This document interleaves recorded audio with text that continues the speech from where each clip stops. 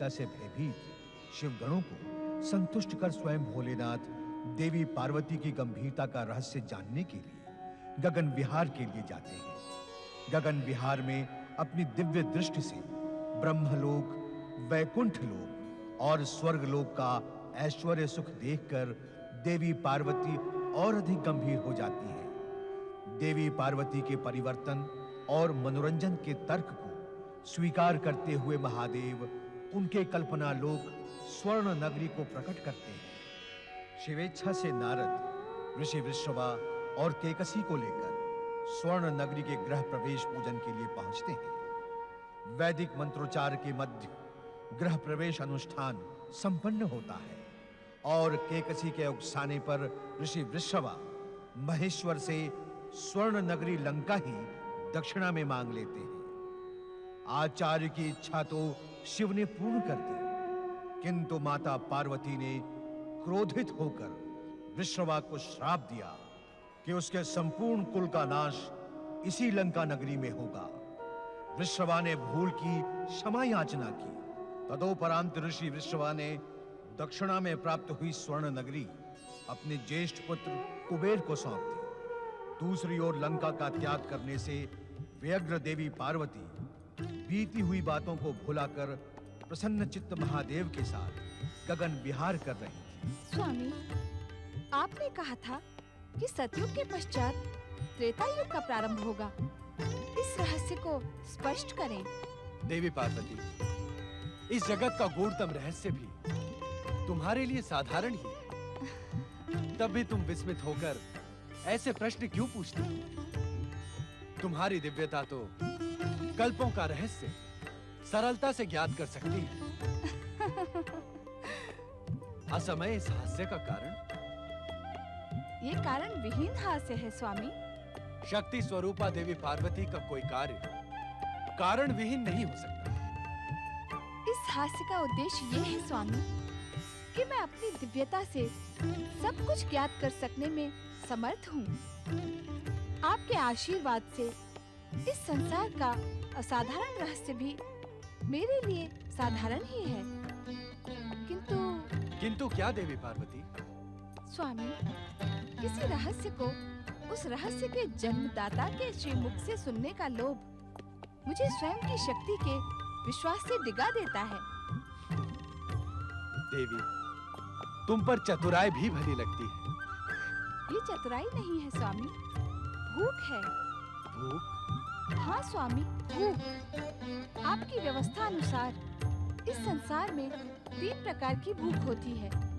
किस किस प्रकार की भूख? मानसिक भूख, शारीरिक भूख और काम वासना की भूख। हाँ स्वामी, तो मेरा ये प्रश्न मेरे मन मस्तिष्क को संतुष्टि पहुंचाने वाला है। अर्थात मानसिक भूख से संबंधित है। देवी पार्वती, जिस किसी जीवात्मा को इस मानसिक भूख का स्पर्श हो जाता है, उसे अन्य कोई भूख अच्छी नहीं लगती। मानसिक भूख का जीवित उदाहरण ज्ञात है? कौन है? कौन स्वामी? देवर्षि नारद। वे अपनी जिज्ञासा में 24 प्रहर 14 भुवनों में मंडराते रहते हैं। स्वामी, आपके संपर्क के कारण मुझे भटकने की आवश्यकता तो नहीं पड़ती, किंतु सोच सकती हूँ कि अपनी जिज्ञासा में भटकना कितना रोमांचित कर देने वाला अनुभव है। अर्थात तुम्हें अब अधिक भटकाया न जाए और तुम्हारी मानसिक भूख संबंधित जिज्ञासा शांत कर दी जाए। बड़ी कृपा होगी स्वामी। सतयुग की सात्विक प्रवृत्तियां त्रेता युग में धीरे धीरे कलुषित होने लगी। इसी कारण शुभ अशुभ शक्तियों में संघर्ष तीव्र होगा। इससे अधिक ज्ञात करने के लिए तुम्हें धैर्य धारण करना होगा देवी। इस समय तो कैलाश में हमारी प्रतीक्षा हो रही है।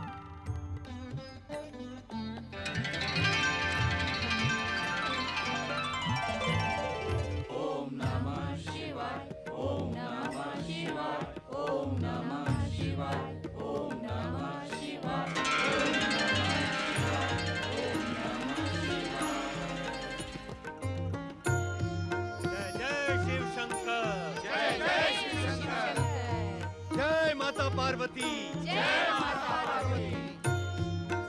आप सभी को हमारी प्रतीक्षा करनी पड़ी, इसका हमें दुख है।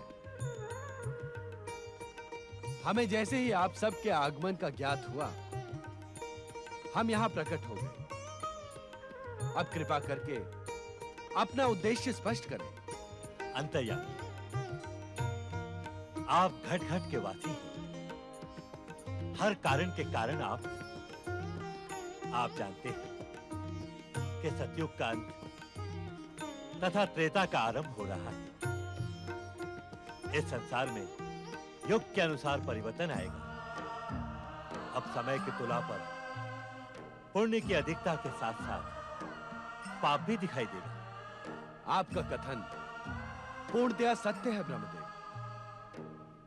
त्रेता युग में हम त्रिदेवों का कर्तव्य क्या होगा, यह आपको ही निश्चित करना है देवादिदेव। श्री हरि विष्णु, त्रेता युग में आपका कर्तव्य पूर्व निर्धारित है। आप अपने अंशों से 2 अवतार प्रकट कर पृथ्वीवासियों को अनीति, अनाचार तथा अत्याचार से मुक्त करेंगे। ब्रह्मदेव, इस युग के लिए हमारी आपसे अपेक्षा है कि आप उन्हीं तपस्वियों को वरदान देंगे जिनकी निष्ठा संदिग्ध न हो, जो सदाचारी हो और जन कल्याण के लिए तपस्या कर रहा हो। और यह सब तभी संभव होगा जब आप स्वयं वरदान देने से पूर्व वरदानी की कठोर परीक्षा लेकर निश्चिंत हो जाए। आपकी आज्ञा का अक्षरशः पालन होगा भोलेनाथ।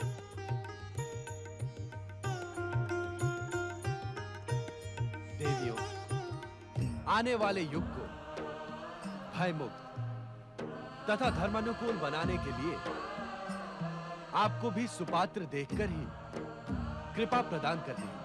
क्षमा देवाधिदेव, सुपात्रों का चयन किस आधार पर किया जाना उचित होगा? देवी लक्ष्मी, ब्रह्मदेव को जो कारण तपस्वियों को वरदान देने के लिए निश्चित किया गया है, वही कारण सुपात्रों के चयन में भी कार्य करेगा। कारण कि इस युग में अपनी बुद्धि तथा समृद्धि का दुरुपयोग करने वाले मनुष्य अधिक उत्पन्न होंगे। जो आज्ञा भोलेनाथ। स्वामी, इस वार्तालाप को सुनकर मेरी मानसिक जिज्ञासा और तीव्र हो गई है। हम जानते हैं देवी, तुम ये जानने की इच्छुक हो कि श्री हरि विष्णु का अगला अवतार कैसा होगा, कहां होगा। हाँ स्वामी। देवी, इस त्रेता युग में श्री हरि विष्णु जो सर्वप्रथम अवतार ग्रहण करेंगे, वो एक तेजस्वी ब्राह्मण का होगा। उसके हृदय में अटूट आत्मविश्वास तथा अगाध शिव भक्ति होगी। अर्थात श्री हरि विष्णु मानवीय अवतार ग्रहण करेंगे। हाँ देवी। किंतु स्वामी, क्या यह इतना आवश्यक है? देवी, मनुष्य का जन्म प्रेम तथा निर्माण के लिए हुआ है, किंतु वो अपने समीप के वातावरण को देखकर उद्वेलित हो गया। वो सभी कुछ करता है जिससे उसकी मनुष्यता को ठेस पहुंचे। अर्थात इस त्रेता युग में अहंकार, दुष्टता, लोभ तथा मोह जैसी व्याधियां उच्च कुल में जन्मे लोगों को अपने और आकर्षित करने में सफल होगी, जिसका सीधा प्रभाव साधारण जनमानस पर पड़ेगा। किंतु इसका संबंध श्री हरि विष्णु के मानवीय अवतार से क्या है स्वामी? पार्वती, साधारण जनमानस को अपने पथ पर अपने आदर्श के दर्शन उसी समीपता से हो जिस समीपता से उन्हें दुष्ट शक्तियां प्रभावित कर रही हैं, तो उनका जीवन शांत और प्रेम पूर्ण बन सकेगा। क्या श्री हरि विष्णु के अवतार का उद्देश्य इतना ही संक्षिप्त है स्वामी? नहीं देवी, यह अवतार अत्यंत उद्देश्यपूर्ण है। किस प्रकार स्वामी? अवसर प्राप्त होने पर अथवा दुष्ट शक्तियों के पाप का घड़ा भर जाने पर उनका सर्वनाश तो श्री हरि विष्णु द्वारा होगा ही। साथ ही श्री हरि विष्णु के कार्यों की सुगंध युगों युगों तक पृथ्वीवासियों को अपने कर्म निर्धारण की प्रेरणा प्रदान करती रहेगी। उत्तम, अति उत्तम। इन अवतारों का एक अन्य उद्देश्य भी है देवी। कौन सा उद्देश्य स्वामी? साधारण मानवीय अवतार लेकर जगत पालक श्री हरि विष्णु मानव मात्र को ये पाठ पढ़ाने में सफल होंगे कि हर मनुष्य की आत्मा में परमात्मा का वास होता है। यदि साधारण मानव भी इन सब आदर्शों का अनुसरण करे तो वो भी देवत्व का पद ग्रहण कर सकता है, नर से नारायण बन सकता है। सुंदर, अति सुंदर।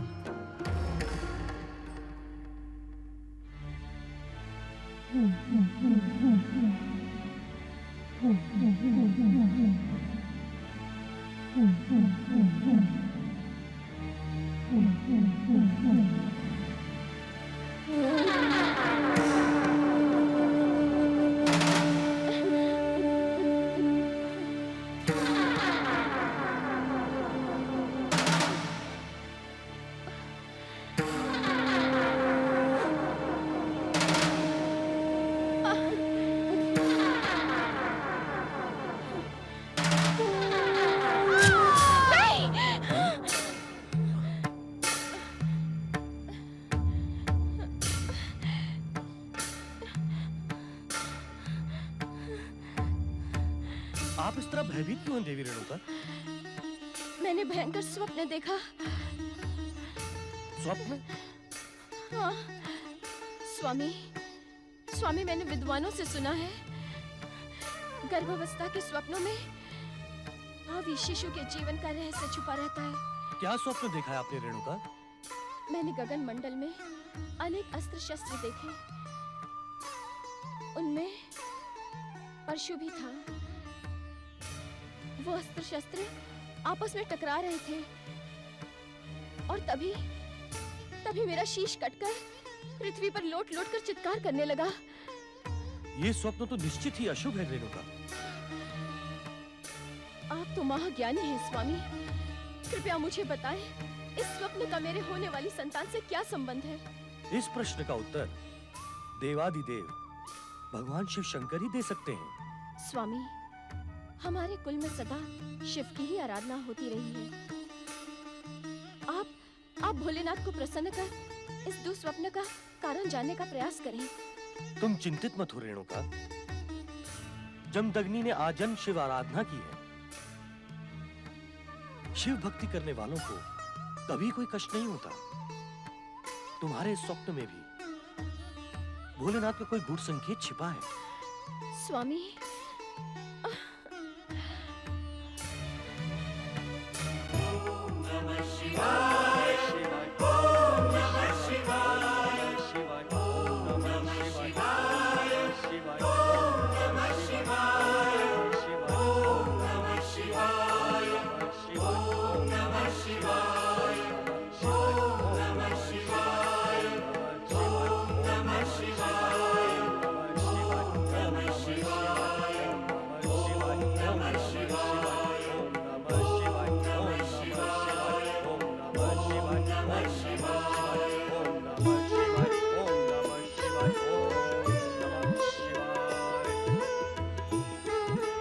हे भोले भंडारी, हे शिव शंकर, हे घटघट के वासी कैलाशपति। रेणुका ने जब से ये विचित्र सपने देखा है, तब से हम दोनों आशंकित हैं। हमारी आशंका का शमन करते हुए उस स्वप्न के फल का संकेत दे। महर्षि जमदग्नि, आप स्वयं सप्तऋषियों में से एक तथा महान तत्वज्ञानी हैं। देवी रेणुका का विचित्र स्वप्न इसी बात का संकेत करता है कि आपका होने वाला पुत्र असाधारण तेजस्वी श्रीहरि विष्णु का अंश अवतार होगा। वो ब्राह्मण श्रेष्ठ विजय योद्धा तथा असाधारण शक्तिशाली होने के साथ ही परम शिव भक्त होगा। यह बालक अन्याय और अनीति का नाश कर धर्म संस्थापना को सुदृढ़ दिशा प्रदान करेगा। हे भोलेनाथ, आप अपने इस भक्त पर सदा कृपालु रहे हैं। असाधारण पुत्र का आशीर्वाद देकर आपने हमें धन्य कर दिया। हे शिव शंकर, हम साधारण मनुष्य हैं, हमारी त्रुटियों को क्षमा करें। देवी रेणुका, साधारण मानव ही महामानव बन सकता है। आपको अपने पुत्र को यही संस्कार प्रदान करने होंगे। जो आज्ञा भोलेनाथ। जय शिव शंकर, जय जय शिव शंकर, जय जय शिव शंकर।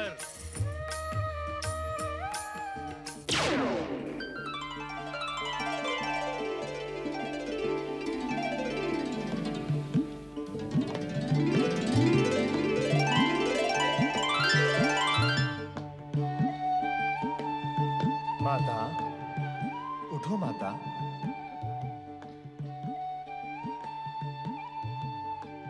कौन है? कौन है? मैं हूं माता, आपका पुत्र।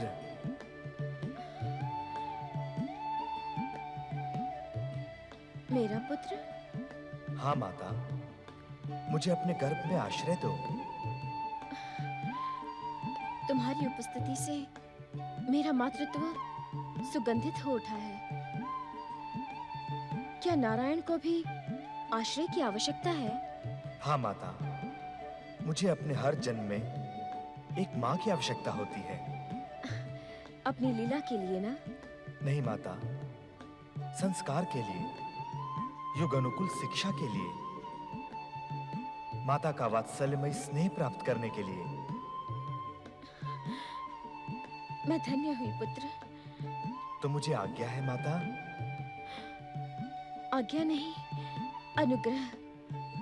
मेरा अनुग्रह है पुत्र कि मुझे अपनी माता बनाकर मेरे इस नश्वर देह को धन्य कर दो।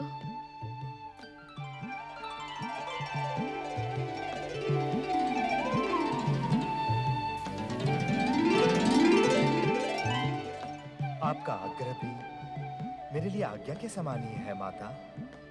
जय शिव शंकर। ओम नमः शिवाय।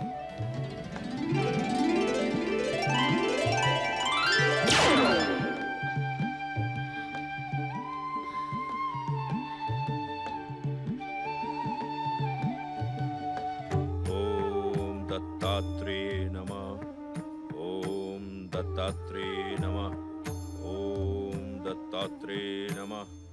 ओम दत्तात्रेय नमः। ओम दत्तात्रेय नमः।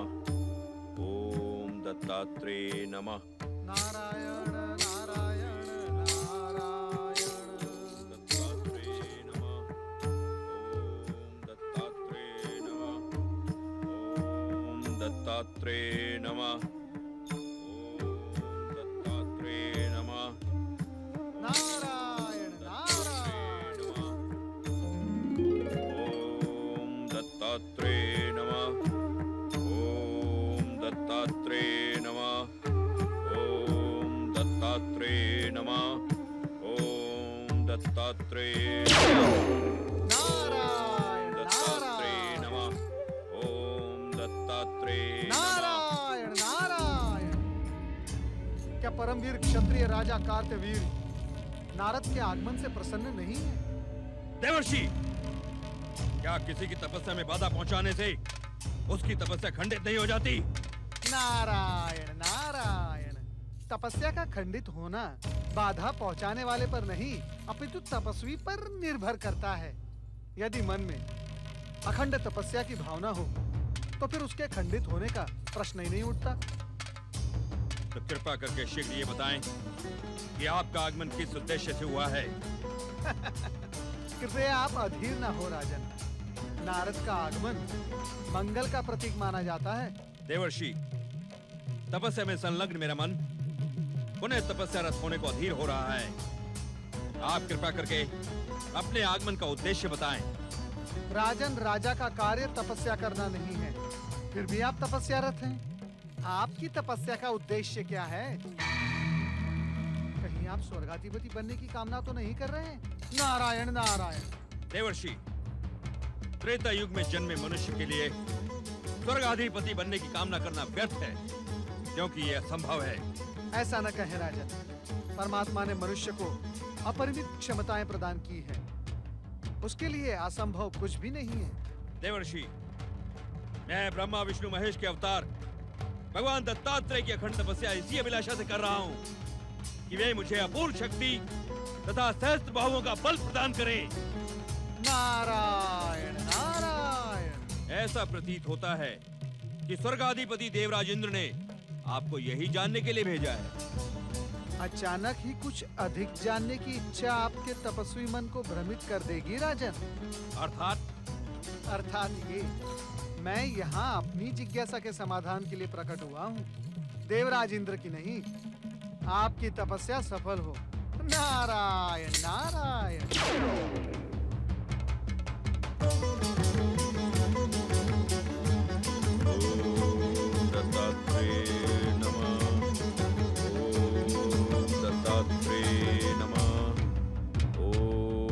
दत्तात्रेय नमः। ओम दत्तात्रेय नमः। ओम दत्तात्रेय नमः।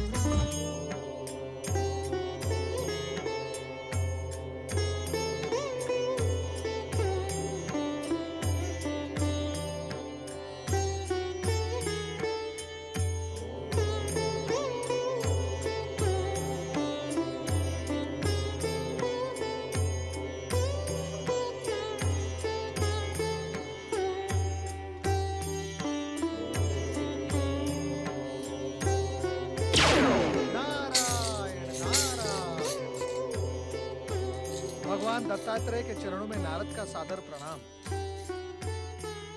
प्रभु, है वंशीय क्षत्रिय राजा कार्तवीर्य आपकी कठोर तपस्या कर रहा है। हमें ज्ञात है नारद। त्रिदेव के आशीर्वाद से उत्पन्न एवं भगवान श्री हरि विष्णु के अंशावतार भगवान दत्तात्रेय को तो ये ज्ञात होगा ही कि परमवीर राजा कार्तवीर के मन में क्या है। क्या वो सत्य ही अपूर्व शक्ति एवं सहस्त्र बाहुओं का बल प्राप्त करने के लिए कठोर तपस्या कर रहा है? देवर्षि नारद, आप ये सब ज्ञात करने के इच्छुक क्यों हैं? अपनी स्वाभाविक जिज्ञासा के समाधान के लिए भगवान। और यही उत्तर मैंने कार्तवीर के प्रश्नों का दिया था। क्या ये सत्य नहीं देवर्षि? क्या आप कार्तवीर के भविष्य से जुड़ी हुई घटनाओं का आभास अभी प्राप्त कर लेने की अभिलाषा लेकर ही यहाँ उपस्थित हुए हैं? देवर्षि नारद,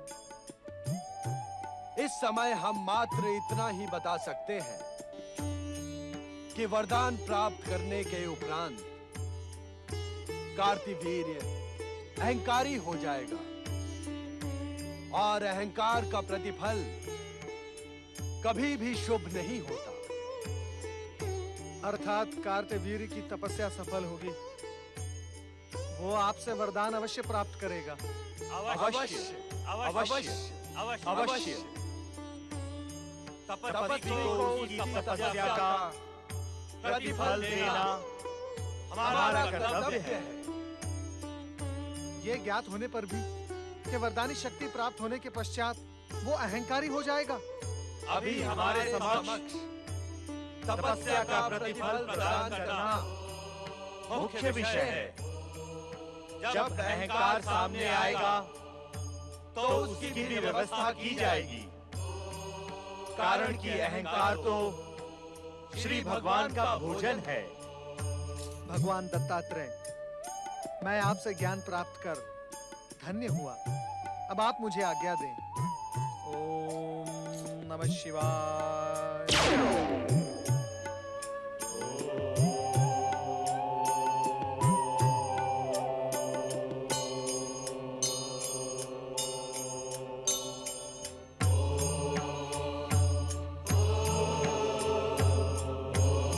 की पवित्र ध्वनि भगवान दत्तात्रेय के मुख से गूंज रही थी।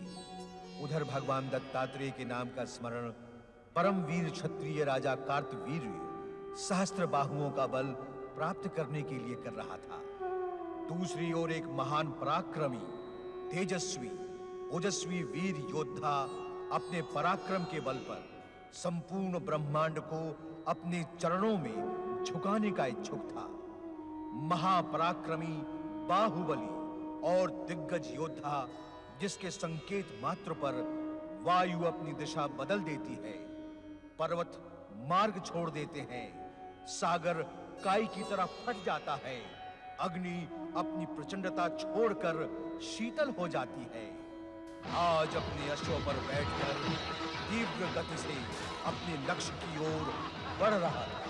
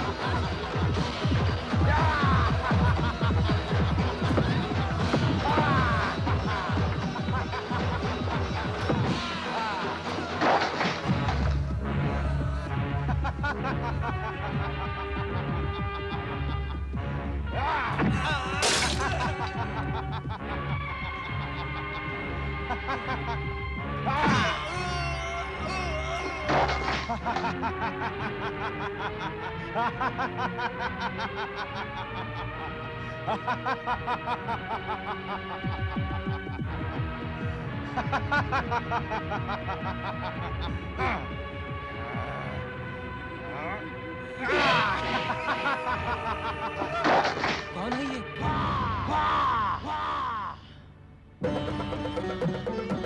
मैं हूँ महाबली रावण।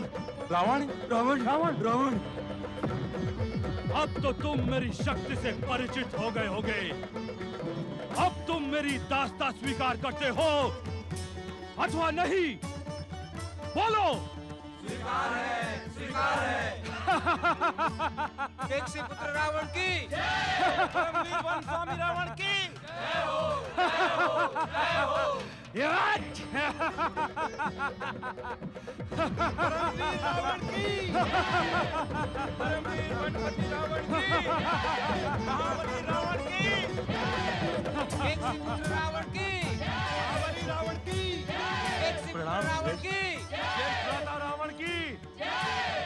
श्रेष्ठ, आप तो सिंह का आखेट करने गए थे। मेरे एक ही प्रहार से वो वनराज सिंह रक्त वमन करता मृत्यु को प्राप्त हो गया, इसलिए आज आखेट में कुछ आनंद प्राप्त नहीं हुआ। अनुज कुंभकर्ण और ये लोग? ये ग्रामवासी हमारे सेवक हैं मध्यम। हमारी शक्ति से भयभीत होकर इन्होंने हमारी दास्ता स्वीकार की है। आज मनुष्यों का अपना दास बनाकर जो आनंद प्राप्त हुआ है मध्यम, वो मैं शब्दों में व्यक्त नहीं कर सकता। आज से मैं प्रण करता हूँ कि निरीह पशुओं के स्थान पर इन मनुष्यों को ही अपना दास बनाऊंगा। तो अब आप मनुष्यों का आखेट करेंगे? चलो मध्यम, चलो अपने दासों के साथ माता के समीप चलते हैं। चलो।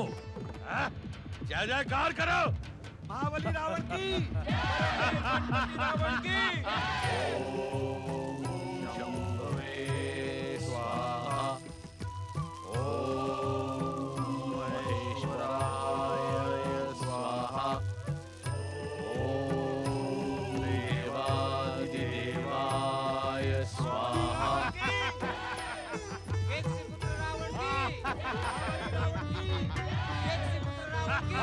लगता है ज्येष्ठ आ गए। मुझे उनके स्वागत के लिए जाने की आज्ञा दीजिए पिताश्री। तुम्हारा ज्येष्ठ भ्राता रावण कोई जन कल्याण अथवा लोकहित का कार्य करके नहीं आ रहा है, अपितु निरीह मनुष्यों और मूक पशुओं का निर्ममता से रक्त बहा कर आ रहा है। उसका तो सर्वत्र तिरस्कार होना चाहिए। महाबली रावण की, रावण की, महाबली रावण की, रावण की, महाबली रावण की, रावण की, महाबली रावण की। पुत्र रावण की।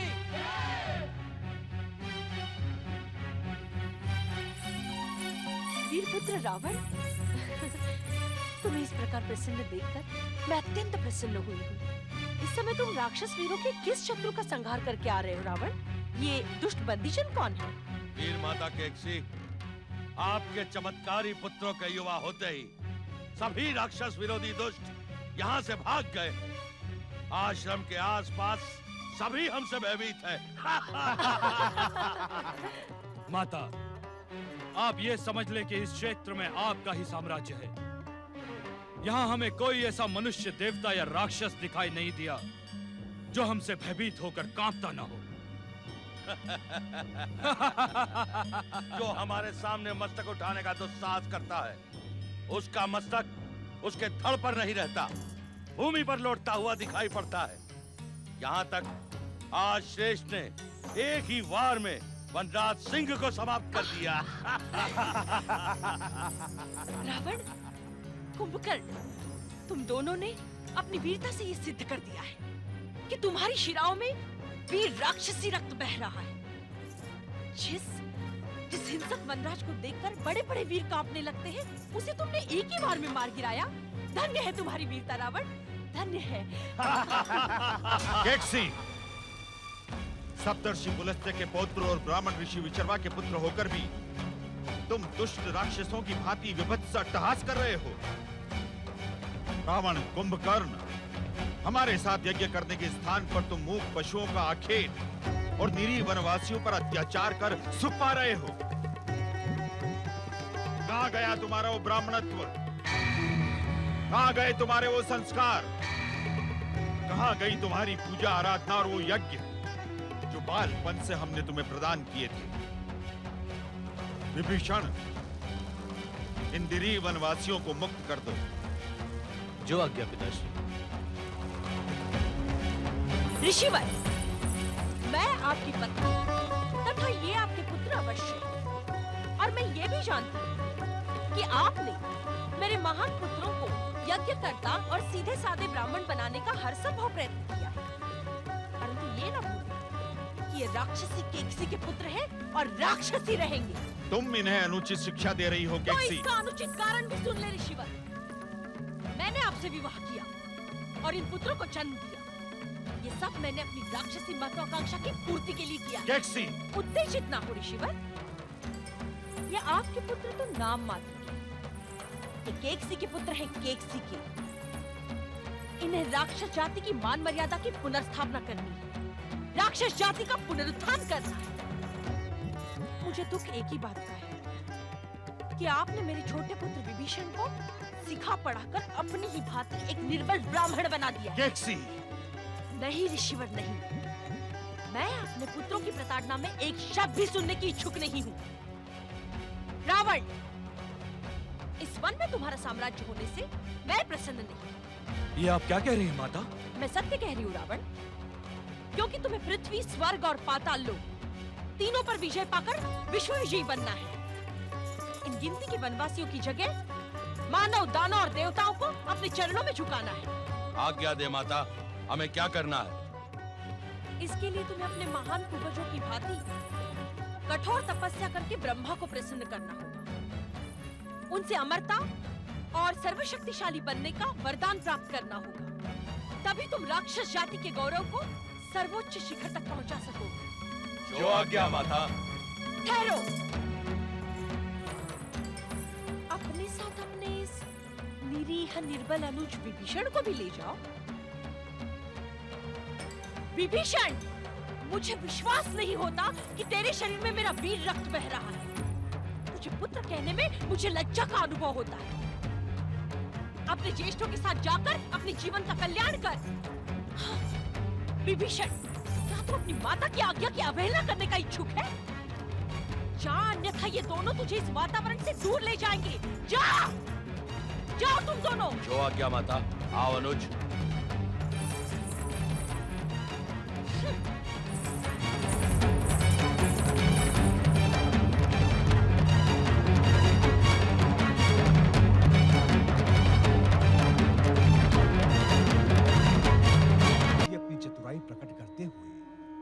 भोलेनाथ से युग परिवर्तन संबंधी ज्ञान प्राप्त करती हैं।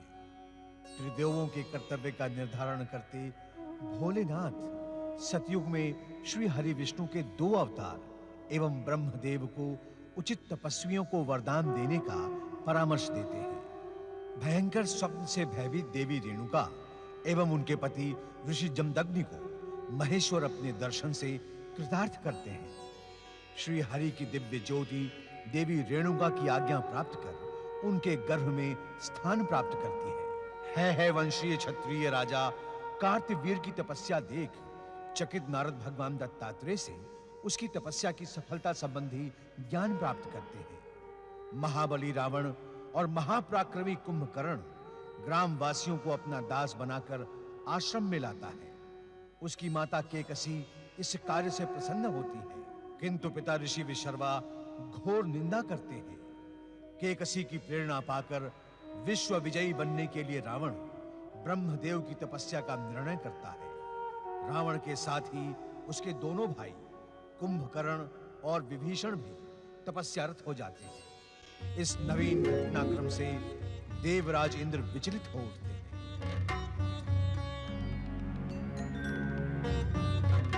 स्वामी, इस समय स्वर्ग पर कोई संकट मंडराता दिखाई नहीं पड़ रहा है, तो फिर आप इतने उद्विग्न और व्यग्र होकर कहां जा रहे हैं?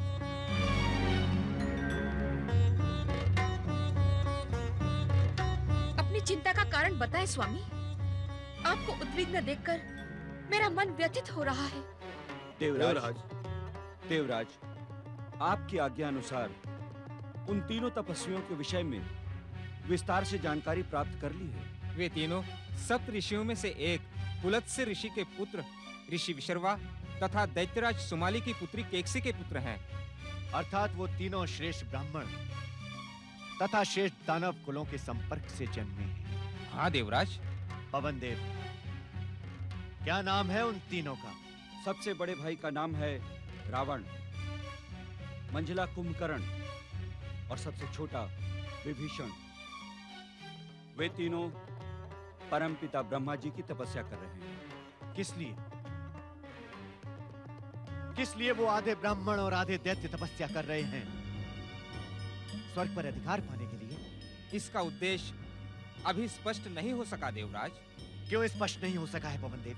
देवराज, गुप्तचरी करना हमारा कार्य नहीं है। हम तो आपकी प्रशंसा के लिए हर कार्य स्वीकार कर लेते हैं।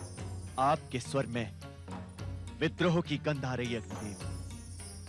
आप प्राय भूल जाते हैं कि आप किसके सम्मुख खड़े हैं। मैं अपनी मर्यादा कभी नहीं भूलता देवराज, किंतु आपके आशंकित मन और संदेही स्वभाव से मुझे सदा तनाव बना रहता है। यही कारण है कि आप अपने दायित्वों को पूरा नहीं कर पाते। आप मुझ पर मिथ्या आरोप लगा रहे हैं देवराज। मैं अपने दायित्व से कभी मुंह नहीं मोड़ता।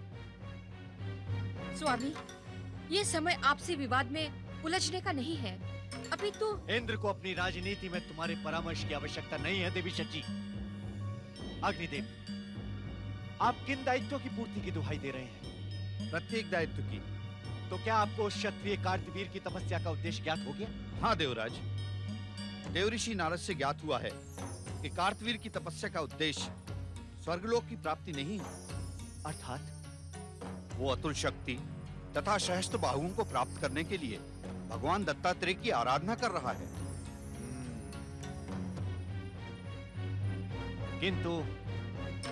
किंतु हमें इन तपस्वियों की तपस्या का उद्देश्य जानकर भी निश्चिंत नहीं बैठे रहना है। हमें योजनाबद्ध होकर स्वर्ग की सुरक्षा का प्रबंध करना होगा। यही उचित होगा देवराज।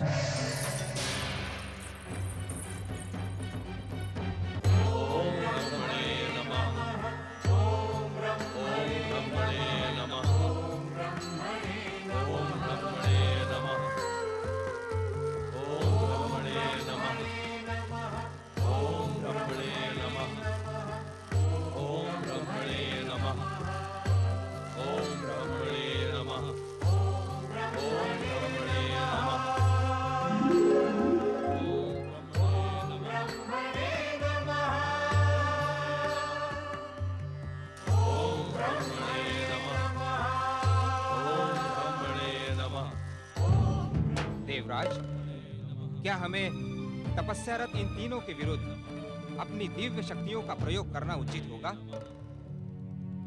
पवन देव, यदि ये ब्राह्मण है तो इन पर परंपरा अनुसार शक्ति प्रयोग करना अनुचित है, किंतु यदि ये दैत्य है तो देवराज, किसी भी निष्कर्ष पर पहुंचने से पूर्व हमें परमपिता ब्रह्मा जी से परामर्श प्राप्त कर लेना उचित होगा। आप उचित कह रहे हैं अग्निदेव, आप उचित कह रहे हैं। इस विषय पर ब्रह्मदेव ही हमारा मार्गदर्शन करेंगे। नारायण नारायण। प्रणाम परमपिता। परमपिता, परमपिता, परमपिता, अपनी समाधि को विराम दें। आपका मानस पुत्र नारद आपसे आशीर्वाद प्राप्त करने के लिए यहाँ उपस्थित हुआ है परमपिता। आंखें खोलें परमपिता। नारद की जिज्ञासा का समाधान करें, कृपया अपनी आंखें खोलें परमपिता। प्रणाम परमपिता। नारायण नारायण। देवराज इंद्र, क्या आप है वंशीय क्षत्रिय राजा कार्तवीर्य की तपस्या का उद्देश्य जानने के लिए यहाँ उपस्थित हुए हैं? देवर्षि, आप तो हम देवताओं के सदैव शुभचिंतक रहे हैं। नारायण नारायण। देवराज, आज आपकी वाणी में अपार विनम्रता देखकर नारद को आश्चर्य हुआ। बताएं, आज आप किस चिंता को लेकर यहाँ उपस्थित हुए हैं? देवर्षि, आपने जो कार्तवीर की तपस्या का उद्देश्य बताया, उससे तो हम निश्चिंत हो गए, किंतु अब हमारी मुख्य चिंता पुलस्त्य वंशीय उन 3 तपस्वियों से है जो ब्रह्मदेव की आराधना कर रहे हैं। हमें भय है कि कहीं वो... परंतु वे तीनों ब्राह्मण हैं अथवा राक्षस, इस बात का जब तक निर्णय नहीं होता तब तक आपका भय निराधार है देवराज। देवर्षि, परंतु इस बात का निर्णय करेगा कौन? परमपिता सृजनकर्ता ब्रह्मदेव की। आप सभी के आगमन का उद्देश्य हम भली भांति समझते हैं, परंतु शिवेच्छा के बिना हम भविष्य के संकेत देने में असमर्थ हैं। आप लोग उचित समय की प्रतीक्षा करें। परमपिता, है वंशीय क्षत्रिय राजा कार्तवीर्य की तपस्या से आपका सीधा संबंध नहीं है, क्योंकि वे भगवान दत्तात्रेय की तपस्या कर रहे हैं। परंतु मैं ये जानने के लिए उत्सुक हूँ कि भगवान दत्तात्रेय से वरदान प्राप्त करने के उपरांत वे क्या करेंगे? नारद, अति महत्वाकांक्षा और अति जिज्ञासा उचित नहीं होती। तुम भगवान दत्तात्रेय से इस संबंध में दीर्घ चर्चा करके आश्वस्त हो चुके हो।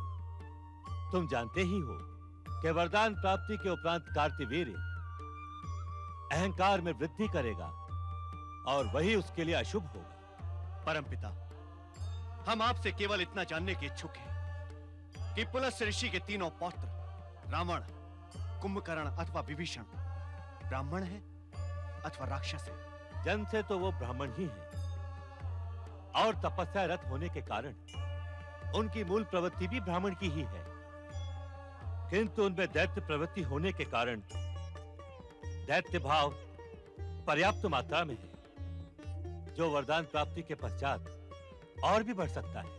अर्थात आप उन्हें वरदान देंगे अवश्य। ब्राह्मण तपस्वियों को वरदान न देने का तो प्रश्न ही नहीं उठता देवराज, परंतु वरदान देने से पूर्व हम उनकी कठोर परीक्षा अवश्य लेंगे। पुलस्त्य के पौत्र रावण और उसके भाइयों की चिंता छोड़कर आप अपने कर्तव्य की चिंता कीजिए देवराज। परमपिता, आप किस कर्तव्य की बात कर रहे हैं? महर्षि जमदग्नि निष्ठा पूर्वक अपने ऋषि धर्म का पालन करते हुए तपस्या कर रहे हैं, परंतु आपने वचन देकर भी उनकी मनोकामना को पूर्ण नहीं किया। क्या आपको महर्षि जमदग्नि को दिए हुए वचन का स्मरण नहीं है देवराज? क्या आप ये भूल गए कि महर्षि जमदग्नि की कामना पर आपने उन्हें गौ माता कामधेनु देने का वचन दिया था? मैं अपना वचन भूला नहीं हूं परमपिता। समय आने पर मैं उसे अवश्य पूर्ण करूंगा। है वंशीय क्षत्रिय राजा कार्तवीर की वरदान प्राप्ति के पूर्व आप अपना वचन अवश्य पूर्ण कीजिए।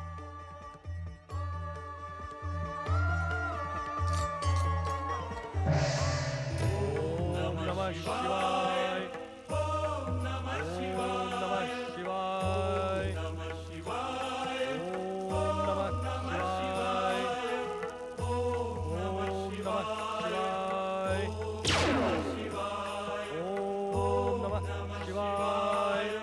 प्रणाम महर्षि जमदग्नि।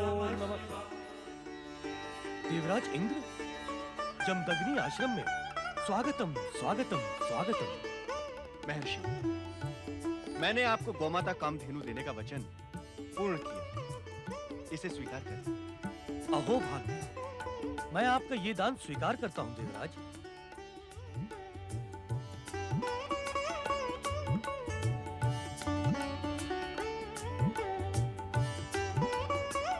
महर्षि, आप भगवान शिव से ये प्रार्थना करें कि स्वर्ग पर कोई संकट न आने पाए। देवराज, यदि आपने पूर्ण स्वेच्छा से एक ब्राह्मण को गोदान दिया है, तो आप स्वर्ग की सुरक्षा के प्रति निश्चिंत रहें, क्योंकि इस संसार में एक ब्राह्मण को गोदान करने से श्रेष्ठ कोई दान नहीं। आज्ञा दे महर्षि।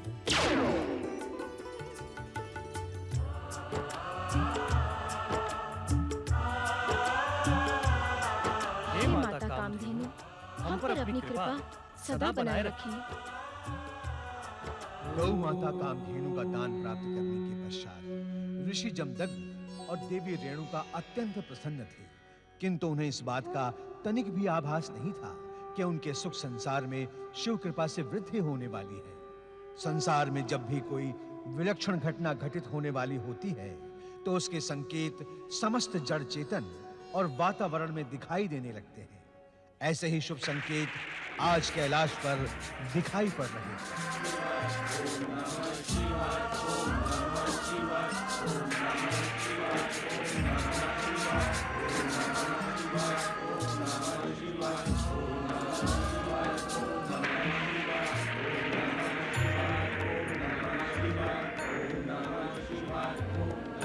पति परमेश्वराय नमो नमः। स्वामी, शांत वातावरण में अचानक ये उत्तेजना की उत्पत्ति क्यों हो गई? क्या कुछ अघटित घटित होने वाला है?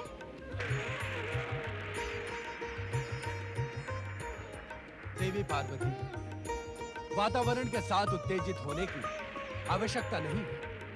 किंतु स्वामी, आप स्वयं कहते हैं कि अचानक परिवर्तित हुआ वातावरण आने वाली स्थितियों की सूचना देता है। हाँ देवी, यह परिवर्तित वातावरण भी एक शुभ सूचना लेकर उपस्थित हुआ है। शुभ सूचना?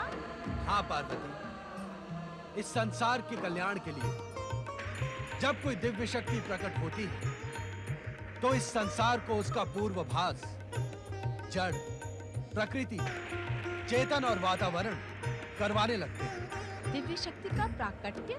हाँ देवी, वातावरण की यह प्रसन्नता हमारे परम भक्त महर्षि जमदग्नि के अवतारी पुत्र के होने का संकेत है। स्वामी, तनिक अपने गूढ़ रहस्यों की भाषा को स्पष्ट करें। पार्वती, भगवान श्री हरि विष्णु ने देवी रेणुका को अपने अवतार में माता होने का गौरव प्रदान किया है। ये वातावरण इसी प्रसन्नता में प्रफुल्लित हो रहा है। ब्राह्मणों के श्रेष्ठ कुल में श्री हरि विष्णु का अवतार? धन्य स्वामी, धन्य। यह किस बात का सूचक है? श्री हरि विष्णु का यह मानवीय अवतार उनके अब तक के अवतारों में विलक्षण है। श्रेष्ठ कुल में जन्म लेने वाला जमदग्नि रेणुका पुत्र जगत कल्याण के साथ ही हमारा श्रेष्ठ भक्त होने का सम्मान प्राप्त करेगा। महर्षि जमदग्नि, देवी रेणुका तथा आपको मेरी शत शत शुभकामनाएं स्वामी। अवतारी पुत्र के लिए महर्षि जमदग्नि तथा देवी रेणुका को शुभकामना देना तो समझ में आता है, किंतु हमें किस बात की शुभकामना दी जा रही है? श्रेष्ठ भक्त प्राप्त करने की। तुम्हारी विलक्षण बुद्धि की प्रशंसा किए बिना यह प्रसंग समाप्त नहीं हो सकता। आज से तुम्हारा एक नाम विलक्षणा भी हो। जिस प्रकार भक्त भगवान के दर्शन का अभिलाषी होता है, ठीक उसी प्रकार भगवान भी श्रेष्ठ भक्त को प्राप्त करने की प्रतीक्षा में लगा रहता है। देवाधिदेव भगवान शिव शंकर और श्री हरि विष्णु की। स्वामी, अपनी आश्रम इस समय कितना प्रफुल्लित हो रहा होगा।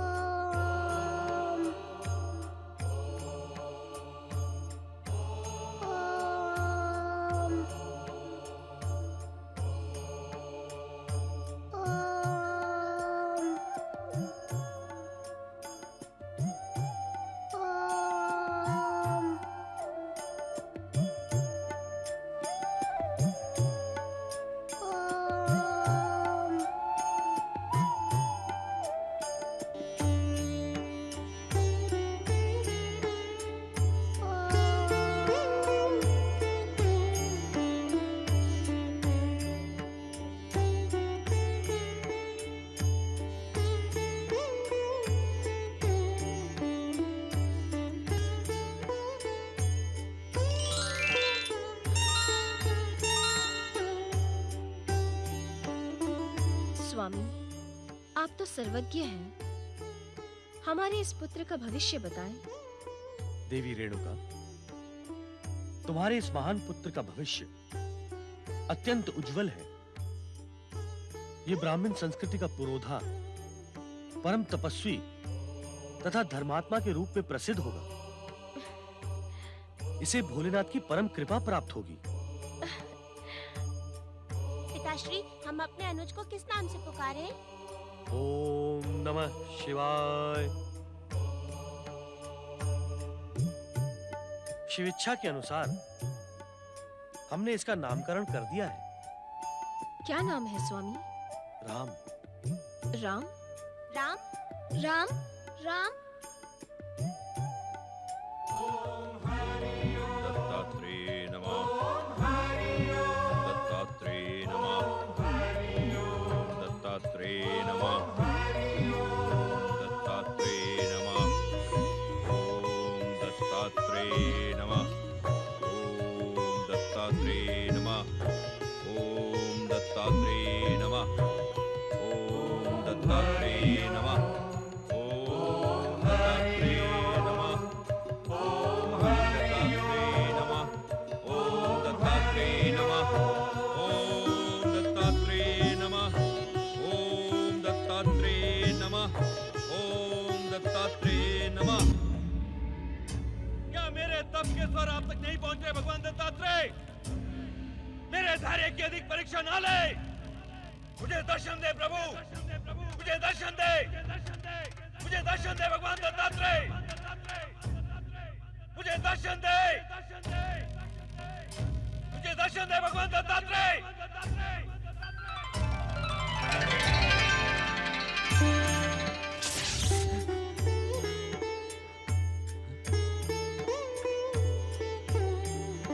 भगवान दत्तात्रेय, प्रणाम भगवान।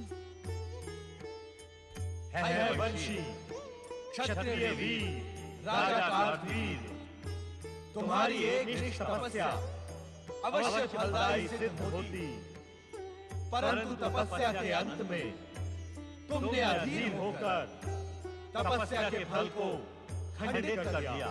तो क्या मुझे तुम हमसे इच्छित वरदान अवश्य प्राप्त करोगे। मांगो, क्या इच्छा है तुम्हारी?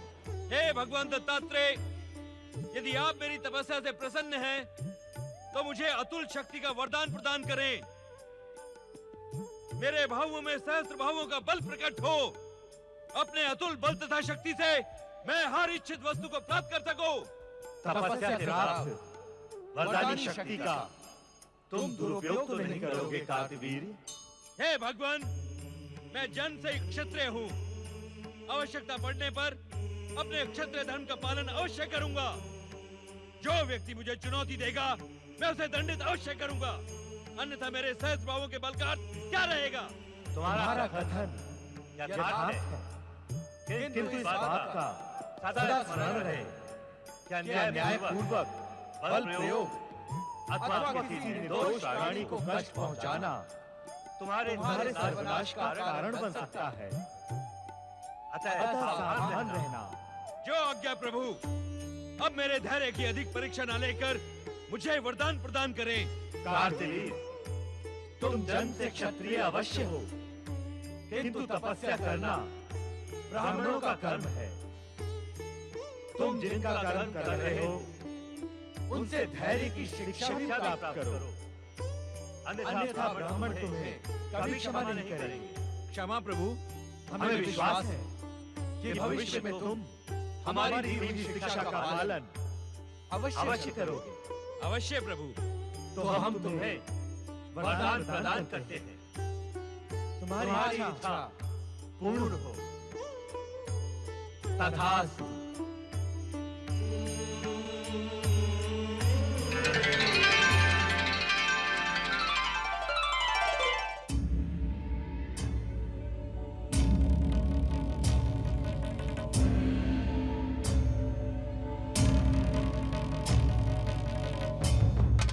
मेरे सहस्त्र बाहु प्रकट हो।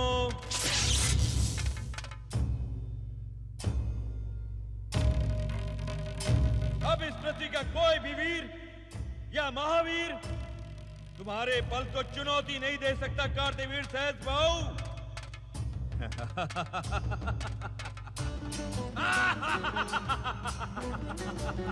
वरदानी नरेश सहस्त्रबाहु कार्तवीर की,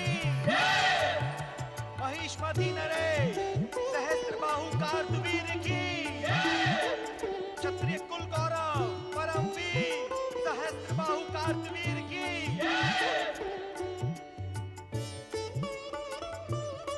मुझे विश्वास था कि मेरी प्रिय प्रजा मेरी वरदानी शक्ति के दर्शनों के लिए उत्सुक होगी। अवश्य महाराज, अवश्य।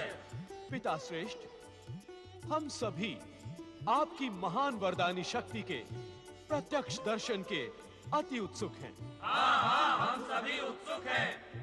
अवश्य अवश्य प्रजाजनों, हम आप सभी को अपनी वरदानी शक्ति का प्रत्यक्ष दर्शन करने का सौभाग्य अवश्य प्रदान करेंगे।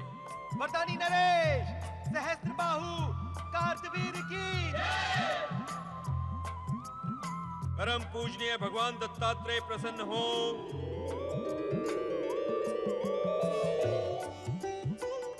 सहस्त्र बाहुबल प्रकट हो।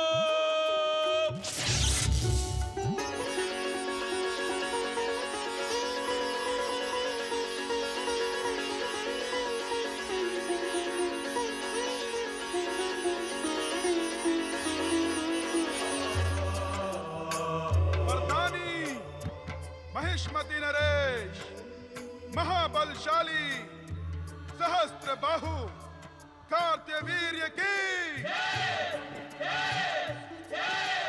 महिष्मती के सौभाग्यशाली प्रजाजनों, अब हम इस पृथ्वी के सर्वाधिक बलशाली पुरुष हैं। हमारी इस महान वरदानी शक्ति के समक्ष पृथ्वी के समस्त राजाओं को हमारी अधीनता स्वीकार करनी होगी। जो कोई भी हमसे टकराने का दुस्साहस करेगा वो नष्ट कर दिया जाएगा। वरदानी महिष्मती नरेश महाबलशाली सहस्त्रबाहु कार्तवीर्य की। ओम महेश्वराय नमः स्वाहा। ओम महेश्वराय नमः स्वाहा। ओम महेश्वराय नमः स्वाहा। ओम महेश्वराय नमः स्वाहा। ओम विश्वेश्वराय नमः स्वाहा। ओम विश्वेश्वराय नमः स्वाहा। हे माता कामधेनु, हमें यज्ञ के लिए हवन सामग्री की आवश्यकता है। जय माता कामधेनु। ओम महेश्वराय नमः स्वाहा। ओम महेश्वराय नमः स्वाहा। ओम महेश्वराय नमः स्वाहा। ओम नागेश्वराय नमः स्वाहा। ओम नागेश्वराय नमः स्वाहा।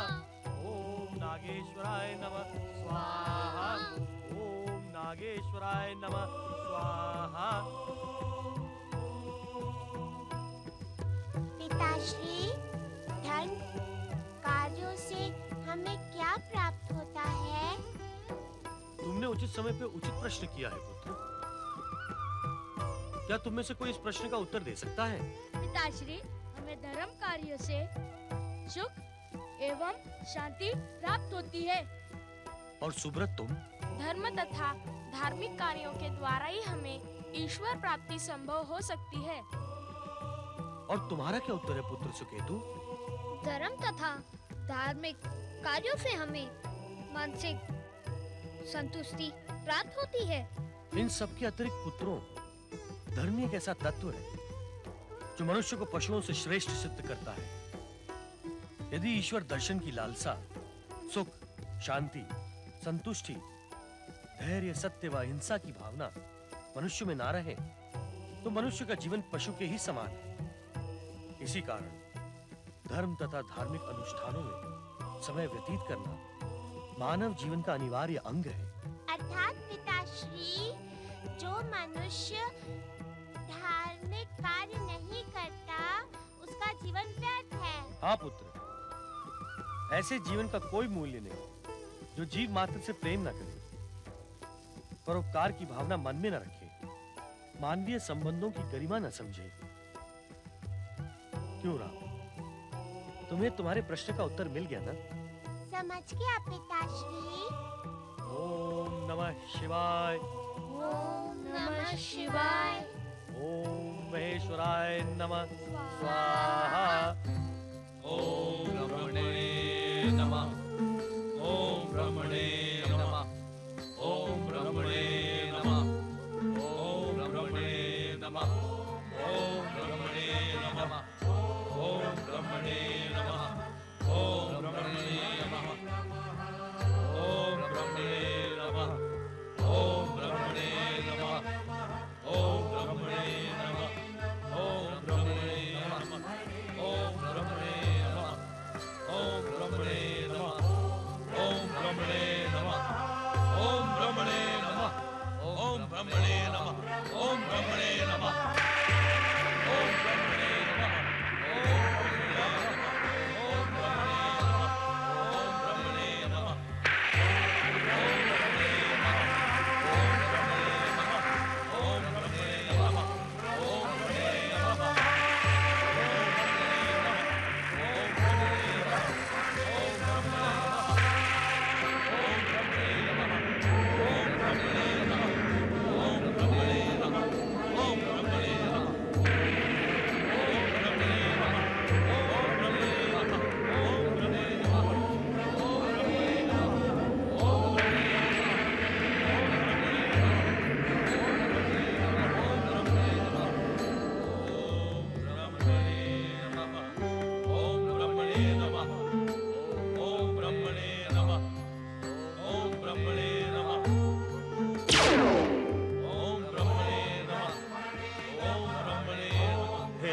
परमपिता, क्या कारण है कि मेरे पौत्रों को उनकी अखंड तपस्या का प्रतिफल नहीं प्राप्त हो रहा है? हे सृष्टिकर्ता, इन बालकों पर दया करें, कृपा करें।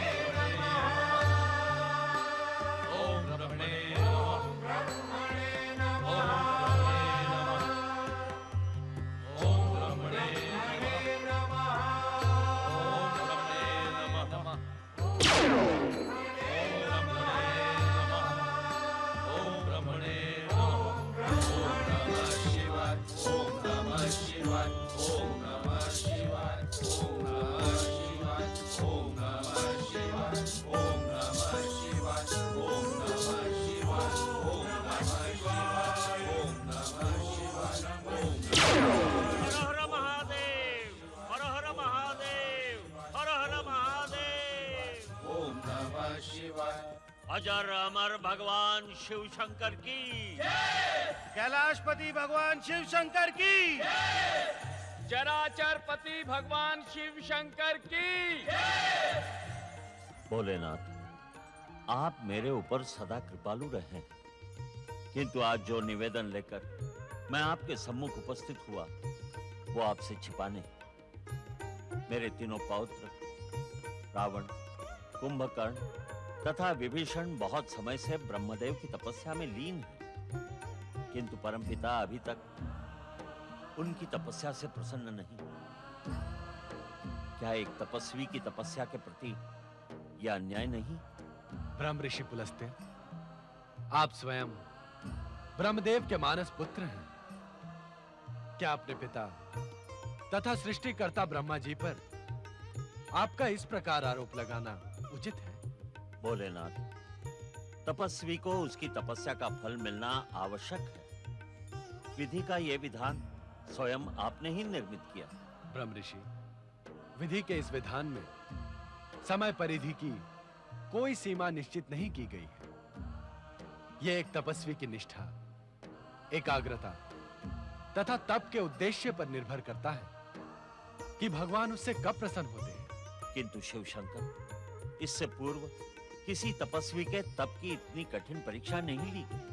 ये जानकर भी आपने ये अनुमान नहीं लगाया कि ब्रह्मदेव आपके पौत्रों पर प्रसन्न क्यों नहीं हो रहे हैं? क्षमा भोलेनाथ, यह अनुमान लगाना मेरी बुद्धि से परे है। जहां तक मैं जानता हूं, ब्रह्मदेव ने कई तपस्वियों पर प्रसन्न होकर कृपा की, तब मेरे पौत्रों की उपेक्षा क्यों? ब्रह्म ऋषि पुलस्त्य, उचित यही होगा कि आप अपनी शंका का समाधान स्वयं ब्रह्मदेव से करें। प्रभु, मैं आपका उपासक हूं। भोलेनाथ के द्वार से कोई निराश होकर नहीं लौटा। हमें ऐसा प्रतीत होता है कि ब्रह्मदेव आपके पौत्रों को दैत्य माता केकसी से उत्पन्न होने के कारण दैत्य ही मान रहे हैं। किंतु प्रभु, पुत्र का वर्ण तो पिता के कुल से निश्चित होता है। अवश्य, किंतु यहाँ पर वर्ण इतना महत्वपूर्ण नहीं है जितना कि तपस्वियों का स्वभाव। अर्थात प्रभु, मैं अर्थात इस समय तपस्या में लीन ब्रह्म ऋषि पुलस्त्य के पौत्र वरदान से प्राप्त शक्ति का दुरुपयोग तो नहीं करेंगे। इस बात का निश्चय उनके स्वभाव से ही निश्चित किया जा सकता है। मेरे पौत्र अति विनम्र, आज्ञाकारी तथा शिष्टाचारी है भोलेनाथ। आप मोहवश ऐसा कह रहे हैं ब्रह्म ऋषि। हमसे उनका स्वभाव तथा भविष्य कुछ भी छिपा नहीं है। संभवतः यही कारण है कि ब्रह्मदेव भी रावण, कुंभकर्ण और विभीषण की तपस्या की अनदेखी कर रहे हैं। हमें विश्वास है कि उनकी कठोर परीक्षा लिए बिना ब्रह्मदेव उन्हें वरदान नहीं देंगे। किंतु आप चिंतित न हो पुलस्त्य ऋषि। आपका पौत्र रावण एक असाधारण ब्राह्मण, महान वीर, विजय योद्धा तथा कीर्तिवान तपस्वी है। वो आपके वंश को गौरवशाली बनाएगा। भोलेनाथ, हमारा कुल सदा आपकी आराधना से गौरवशाली हुआ। आप कृपया उसे अपनी कृपा प्रदान करें। ब्रह्मदेव से वरदान प्राप्त करने के पश्चात रावण अपने साहस का उत्कृष्ट प्रदर्शन कर पृथ्वी के 7 द्वीपों का अधिपति बन जाएगा। तब परिस्थितियां स्वयं उसे हमारी शरण में ले आएंगी। भोलेनाथ, आप अत्यंत दयालु तथा अपने भक्तों पर महान कृपा करने वाले हैं। जय शिव शंकर।